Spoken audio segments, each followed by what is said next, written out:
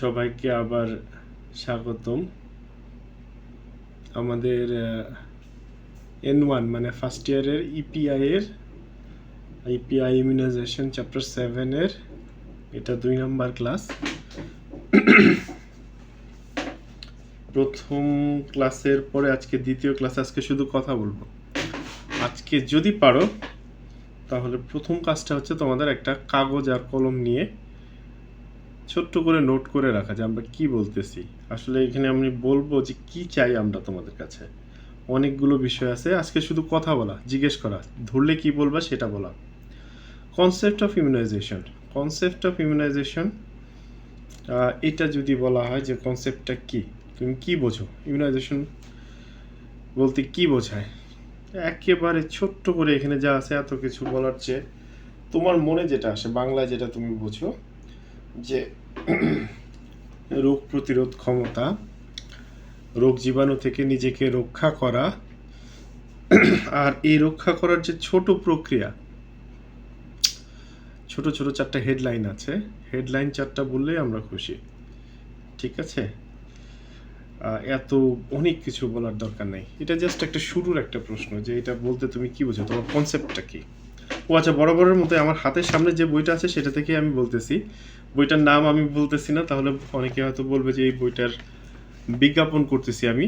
যেটা দিয়েছো তোমরা বই সেটাই পড়াচ্ছি। আচ্ছা, এটা বলার পরে এটা খুব সাধারণ কথা, জাস্ট আমরা জানতে চাই যে তোমরা কি চিন্তা ভাবনা করতেছো। প্রথম যেটা দিয়ে আমরা অ্যাকচুয়াল আমরা কাজ শুরু করি সেটা হচ্ছে যে জিজ্ঞেস করি হোয়াট ইজ ইমিউনোলজি। ওকে, এই ডেফিনেশনটা তোমার সুন্দর করে বলে দিতে হবে, এটাই শুরু ডেফিনেশনটা বলার। ইভেন অন্য কোনো ডেফিনেশনও যদি আমি তোমাকে জিজ্ঞেস করি, এখানে অনেকগুলো ডেফিনেশন আছে, হয়তো এটা দিয়ে আমি শুরু করব। দেখো কয়েকটা পেজ আগাও, ঠিক আছে।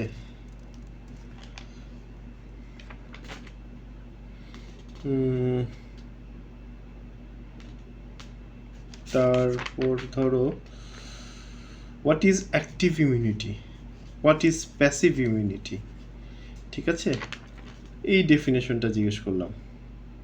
ঠিক আছে, তারপর হয়তো আরেকটু সামনে চলে যাও, আরেকটা ছোট্ট ডেফিনেশন দিয়ে হয়তো শুরু করতে চাই, হোয়াট ইজ ইননেট ইমিউনিটি, অথবা একটা ডেফিনেশন জিজ্ঞেস করলাম what is acquired immunity.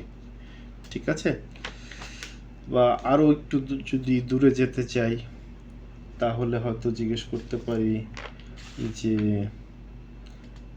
What is immunisation, বা what is vaccination, what is EPI. ঠিক আছে, অথবা ডিফাইন ইপিআই।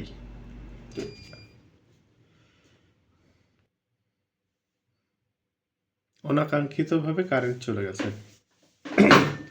তো এই কারণে আমরা ক্লাস বন্ধ রাখবো না, যেটা চলতেছে সেটা চলুক। খুব বেশি সময় না তো, 15 মিনিটের। কারেন্ট 15 মিনিটে আসবে বলে আমার মনে হয় না। ঠিক আছে, অথবা জিজ্ঞেস করলাম what is cold chain system, অথবা হোয়াট ইজ হাইপার সেন্সিটিভিটি। অর্থাৎ প্রথম জিনিসটা যেটা দিয়ে আমরা শুরু করতে চাই, যে আমি দেখতে চাই যে এই ডেফিনেশনগুলো তুমি আসলে কতটা ভালো করে এসেছো। ঠিক আছে, এই জিনিসটা যদি তুমি ভালো একটা ইমপ্রেশন তৈরি করতে পারো তাহলে কিন্তু আমাদের আশা অনেক বেড়ে যায় তোমাদের উপরে। ঠিক আছে, তারপর ধরো একটু একটু করে ভেতরে ঢোকা হবে, একটু একটু করে ভেতরে ঢোকা হয় পরের কোশ্চেনগুলোতে। Write down the application of immunology in medical science. এই ধরনের কোশ্চেন সাধারণত আমরা খুব একটা করি না, এগুলোর চেয়ে আরও ভালো ভালো কোশ্চেন আছে। Explain the branches of immunology, এটা নাইস টু নো। এটা অনেকগুলো ব্রাঞ্চ আছে, ধরো 10টা ব্রাঞ্চ আছে, তাই না? দেখতে চাই যে তুমি কয়টা বলতে পারো। ঠিক আছে, 10টার ভেতরে তোমার 10টাই ঠাসা মুখস্থ বলতে হবে এমন না, পারলে ভালো, কিন্তু ব্রাঞ্চগুলো কি তুমি জানো সেগুলোই আমাদের দেখার বিষয়। অথবা যদি আমি তোমাকে শুরু করি ডিফাইন ইমিউনিটি দিয়ে, ঠিক আছে, ডিফাইন ইমিউনিটি বলার পরেই আমি তোমাকে জিজ্ঞেস করবো যে ক্লাসিফাই ইমিউনিটি। তো সেখানে তুমি ইউনিটি ক্লাসিফিকেশনটা বললা, ঠিক আছে? বলার পর আমি কি করব, তোমাকে এক্সাম্পল জিজ্ঞেস করব, ঠিক আছে? তো এটা যদি এই কোশ্চেনটা এভাবে জিজ্ঞেস করি তোমাকে, তাহলে কিন্তু খুব সুন্দর করে তোমাকে অ্যান্সার দেওয়া উচিত। এখানে সুন্দর করে লেখা আছে, একদম বাংলায় বুঝায় বলার মতো করে বুঝায় বলতে হবে তোমাকে, ঠিক আছে? যতটা পারো, যথেষ্ট সময় দেওয়া হয় এই অ্যান্সারে। অথবা যদি বলা হয় right down the beneficial and harmful effect of immunity, ঠিক আছে? বেনিফিশিয়াল ইফেক্ট যেগুলো আছে সেগুলো তুমি অলরেডি এই চ্যাপ্টার পড়লে বলে ফেলতে পারবা। হার্মফুল ইফেক্ট দু একটা তোমাকে জানতে হবে, ঠিক আছে? দু একটা উদাহরণও দিতে হবে, দু একটা অসুখের নাম বলতে হবে, সেরকম আর কি। What do you mean by self and non self?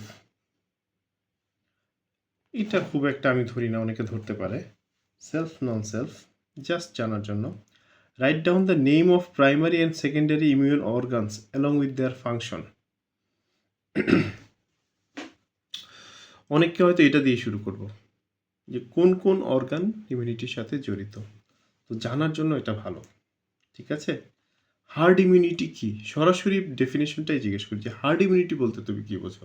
তুমি ডেফিনেশন বলো, তুমি বাংলায় বুঝায় বলো, ঠিক আছে? মেরিটস অফ হার্ড ইমিউনিটি মানে এটার সুবিধাটা কি, তোমার মতো করে ব্যাখ্যা করে বলো, কোনো অসুবিধা নাই। Active immunity and passive immunity, যদি এটা আমি ধরি তাহলে তোমাকে কিন্তু সময় নিয়ে নিজের মতো করে একেবারে ভালো করে বলতে হবে অ্যাক্টিভ ইমিউনিটি, প্যাসিভ ইমিউনিটি, ঠিক আছে?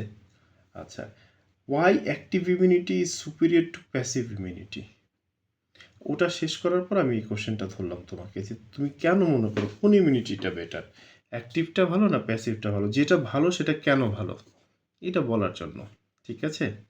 How active immunity can be acquired, ঠিক আছে? এটা কিন্তু রিটেনের কোশ্চেন বেশি, ভাইভাতে কম জিজ্ঞেস করি একটু, তারপরও জেনে রাখলা। How active immunity is produced, একই জিনিস, ঠিক আছে? জেনে রাখলা। যেটা আমি ব্যক্তিগতভাবে বেশি ধরি সেটা হচ্ছে differentiate between active immunity and passive immunity, ঠিক আছে? এটা রিটেনে আসে, এটা আমরা তোমাদের কাছ থেকে শুনতে চাই, ঠিক আছে? আচ্ছা, ধরো আরেকটা কোশ্চেন, যেটা what are the cardinal feature of adaptive immunity, এই কোশ্চেনটা আমি তোমাকে বলছি। এটা যদি তোমাকে জিজ্ঞেস করি, অতটা জিজ্ঞেস করি না, কিন্তু অন্তত দু একটা লাইন তোমাকে বলতে হবে, ঠিক আছে? এটা থেকে হয়তো একটা ভালো ক্রিটিক্যাল কোশ্চেন আমি চলে যাব। Name the cellular component of innate immunity, এই জিনিসটা আমি জিজ্ঞেস করি, বা এই জিনিসটা অনেকে জানতে চায় যে দেখি তো তুমি পারো কি না, ঠিক আছে? Innate immunity and acquired immunity, এই জিনিসটা তোমাদের একদম ডিটেইলস পড়তে হবে। হ্যাঁ, এই কোশ্চেন আসলে আমরা সময় নিয়ে তোমাদের কাছে জিনিসগুলো শুনতে চাই, অথবা যদি এমন যে আমি দুইটাই জানতে চাচ্ছি, তোমার কাছে সুন্দর করে কতটুকু যেন ডিফারেন্স জানতে চাই, ঠিক আছে?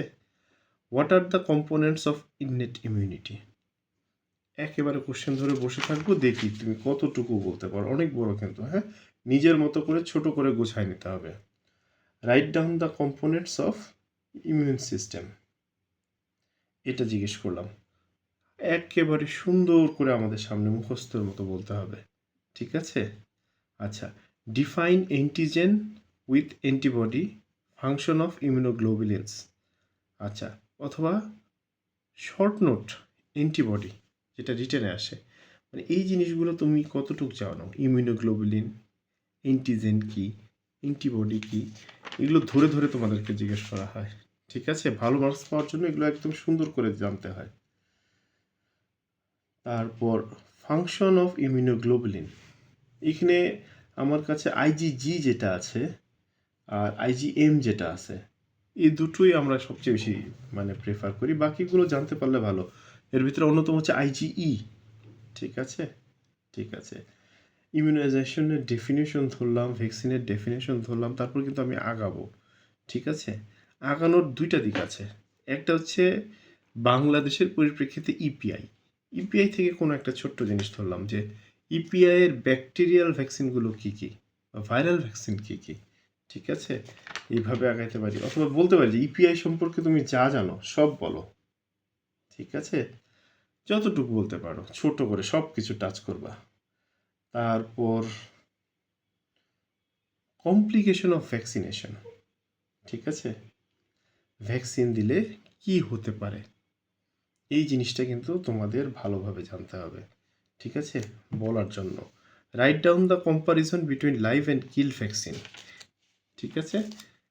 লাইভ ভ্যাকসিন, কিল ভ্যাকসিন, সুন্দর করে আস্তে আস্তে বলতে হবে, ঠিক আছে? What are the properties of good candidate of vaccine, এটা খুব একটা আমি অতটা ধরি নেই, অনেকে ধরতে পারে। Right, what are the advantages and disadvantages of live attenuated vaccine, এটা রিটেনে আসছিল, ঠিক আছে?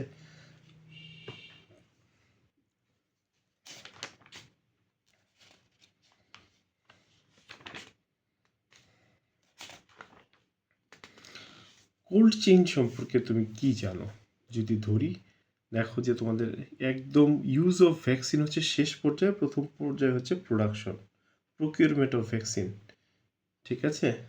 প্রকিউরমেন্ট না পাইছো, এইখান থেকে এই পর্যন্ত তোমার এটা কিন্তু সুন্দর করে বলতে হবে, মাঝখানে গ্যাপ দিলে চলবে না, ঠিক আছে?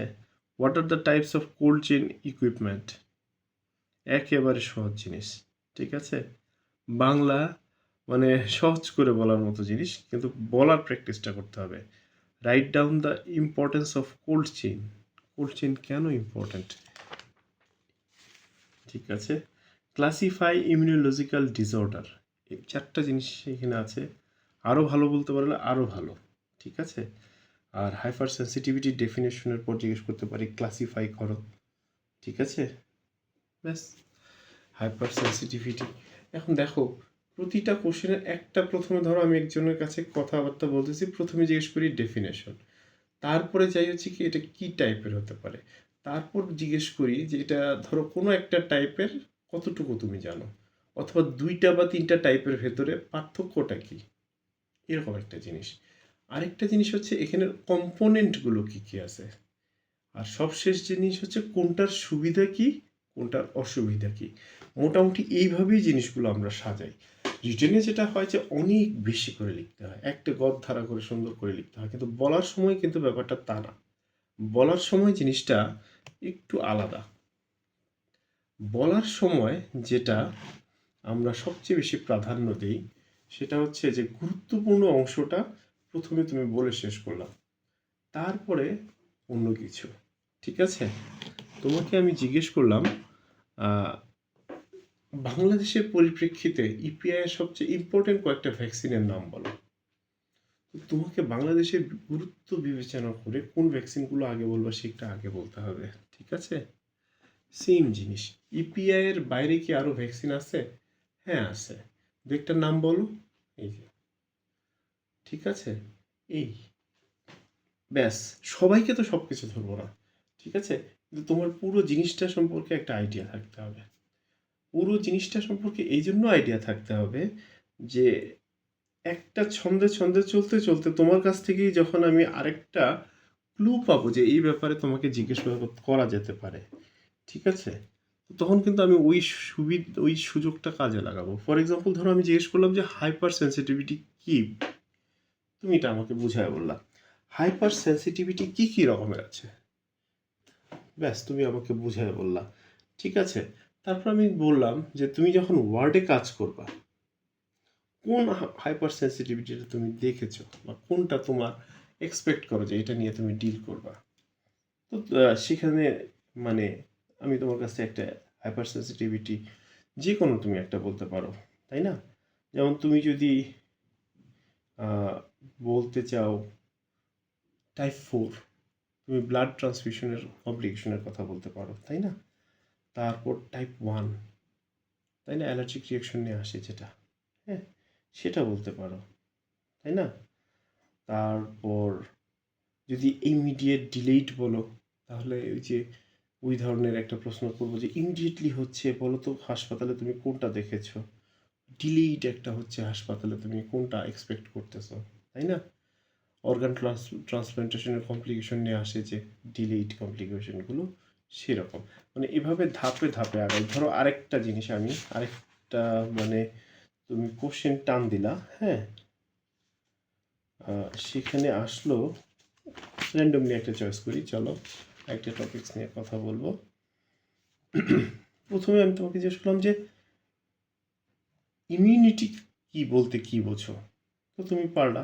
তারপর জিজ্ঞেস করলাম যে অ্যাক্টিভ ইমিউনিটি বলতে তুমি কি বোঝো, ব্যাস তুমি পারলা। তারপর জিজ্ঞেস করলাম যে প্যাসিভ ইমিউনিটি বলতে তুমি কি বোঝো, ব্যাস পারলা। এরপর আমি তোমার কাছে জিজ্ঞেস করলাম যে অ্যাক্টিভ ইমিউনিটিটা আমাকে বোঝাও, ব্যাস বোঝানো শুরু করলাম। বা আরেকজনকে আমি জিজ্ঞেস করলাম যে অ্যাক্টিভ ইমিউনিটি, প্যাসিভ ইমিউনিটি, এই দুটোর ভিতরে সুপিরিয়র মনে হয় কাকে তোমার, তো তুমি অ্যান্সারটা দিলা, হ্যাঁ। তারপরে কেন এটাকে তুমি সুপিরিয়র মনে করতেছো? অথবা অন্য একজনকে জিজ্ঞেস করলাম যে এই দুটোর ভিতরে পার্থক্যটা কি, আমাকে একটু খুলে বলো, ঠিক আছে।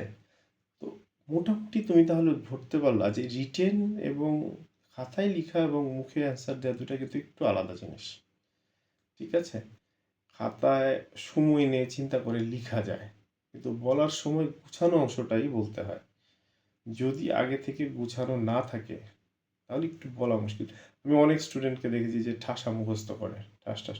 তো ওই মুখস্থের লাইনই যে আমি তোমাকে জিজ্ঞেস করব, হ্যাঁ, তুমি এক্সপেক্ট করতেছো যে আমি তোমাকে জিজ্ঞেস করব what is active immunity, describe active immunity, what is passive immunity, describe passive immunity. তো আমি হঠাৎ করে ধরে বসলাম যে what are the differences of active immunity and passive immunity. তো তখন ওই মুহূর্তে তো তোমার প্রোডাকশন করতে হবে অ্যান্সারটা, আমি বোঝাতে পারছি? তো এইটাই। সো পুরো চ্যাপ্টারটা সম্পর্কে একটা ছোটোখাটো হলেও আইডিয়া দিন শেষে যেন তোমার থাকে। কিছু তো মুখস্থ করতেই হবে, 6টা পয়েন্ট, 7টা পয়েন্ট, 9টা পয়েন্ট যেখানে আছে মুখস্থ করতেই হবে। আইডিয়া না থাকলে ভুলে যাওয়ার সম্ভাবনা অনেক বেশি। ঠিক আছে, কারেন্ট চলে গেছে। থ্যাংক ইউ সবাইকে, কালকে ক্লাসে দেখা হবে।